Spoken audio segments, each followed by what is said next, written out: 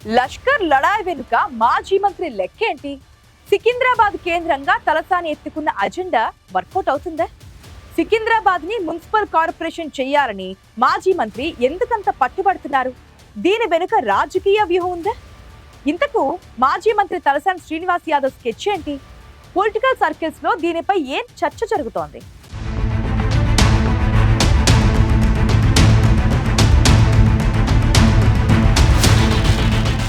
Greater Hyderabad నగరంలో politics ఒక్కసారిగా హీటెక్కాయి. GHMC పరిధిలో 150 డివిజన్లు 300 డివిజన్లకు పెంచుతూ ప్రభుత్వం నిర్ణయం తీసుకుంది. దీనిపై విపక్ష పార్టీల నుంచి అభ్యంతరం వ్యక్తమవుతోంది. అశాస్త్రీయంగా డివిజన్ల విభజన జరిగిందని ఆరోపిస్తున్నారు. అదే సమయంలో జోన్ల కమిషనరేట్లలో ప్రభుత్వం మార్పులు చేర్పులు చేపట్టింది. దీంతో ఈ అంశాన్ని తమకు అనుకూలంగా మలుచుకోవాలని గులాబీ పార్టీ భావిస్తోంది. అందులో భాగంగానే మాజీ మంత్రి తలసాని శ్రీనివాస్ యాదవ్ రంగంలోకి దిగారు. రాష్ట్ర ప్రభుత్వం ఇటీవల 3 పోలీస్ కమిషనరేట్లు ఏర్పాటు చేసింది. ఇందులో సికింద్రాబాద్ ని మల్కాజ్గిరి ఏరియాలో కలపడంపై అభ్యంతరాలు వ్యక్తమయ్యాయి.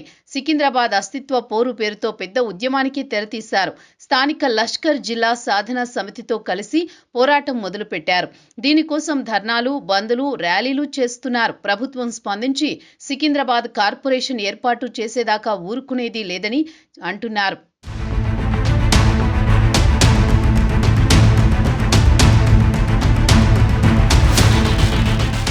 సికింద్రాబాద్ కి ప్రత్యేకంగా చరిత్ర ఉంది. 1806లో మూడో నిజాం సికిందర్ జాన్ నవాబు పేరు మీద బ్రిటిష్ పాలకులు ఈ కంటోన్మెంట్ ను ఏర్పాటు చేశారు. ఇందులో clock tower, parade ground, Ramdas garden, Saint John's church వంటి వారసత్వ కట్టడాలు ఉన్నాయి.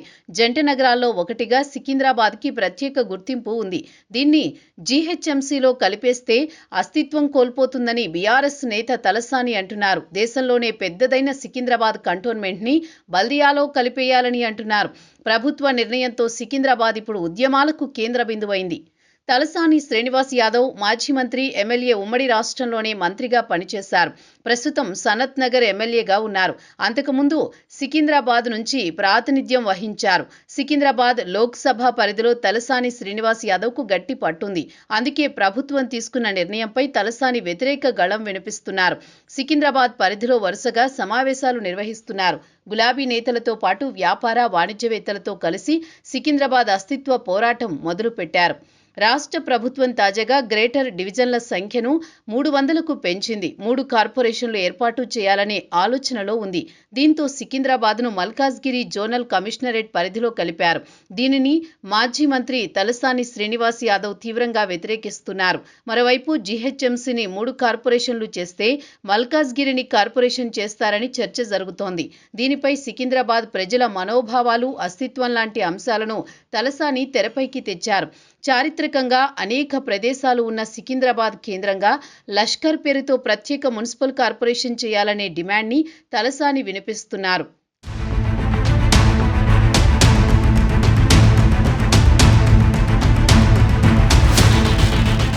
ఇక ఇదే అంశంపై మాజీ మంత్రి తలసాని శ్రీనివాస్ యాదవ్ ప్రత్యేక కార్యాచరణ తీసుకున్నారు. ఈ నెలలో వేలాది మందితో శాంతియుత ప్రదర్శనకు సిద్ధమయ్యారు. అంతేకాకుండా సికింద్రాబాద్ అస్తిత్వంపై దెబ్బ కొడితే సీఎంను ముక్కలు చేయడానికి సైతం వెనుకాడమని తలసాని శ్రీనివాస్ యాదవ్ ఘాటు వ్యాఖ్యలు చేశారు. ప్రభుత్వం తమ డిమాండ్లపై సానుకూలంగా స్పందించకపోతే సికింద్రాబాద్ రైల్వే స్టేషన్ ముట్టడి, జేబీఎస్ ముట్టడి, సికింద్రాబాద్ బంద్ లాంటి కార్యక్రమాలు చేపడతామని హెచ్చరించారు. తాను ఆమరణ దీక్షకు కూడా సిద్ధమంటూ తలసాని హీట్ పుట్టించారు. రాజకీయ వ్యూహంతోనే తలసాని సికింద్రాబాద్ అస్తిత్వం, లష్కర్ కార్పొరేషన్ ఏర్పాటు అంశాన్ని తెరపైకి తీసుకువచ్చినట్లు పొలిటికల్ సర్కిల్స్ లో టాక్ వినిపిస్తోంది. ఇక 2019 లోక్సభ ఎన్నికల్లో తలసాని కుమారుడు సాయి కిరణ్ యాదవ్ ఎంపీగా పోటీ చేసి ఓడిపోయారు. ఆ తర్వాత జరిగిన 2024 లోక్సభ ఎన్నికల్లో సాయి కిరణ్ యాదవ్ పోటీ చేయలేదు. దీంతో వచ్చే ఎన్నికల నాటికి అన్ని సమీకరణాలు కుదిరితే సికింద్రాబాద్ లోక్సభ పరిధిలో ఏదైనా అసెంబ్లీ స్థానం నుంచి లేకపోతే ఎంపీ స్థానం నుంచి కుమారుణ్ణి దించాలనేది మాజీ మంత్రి ప్లాన్గా తెలుస్తోంది.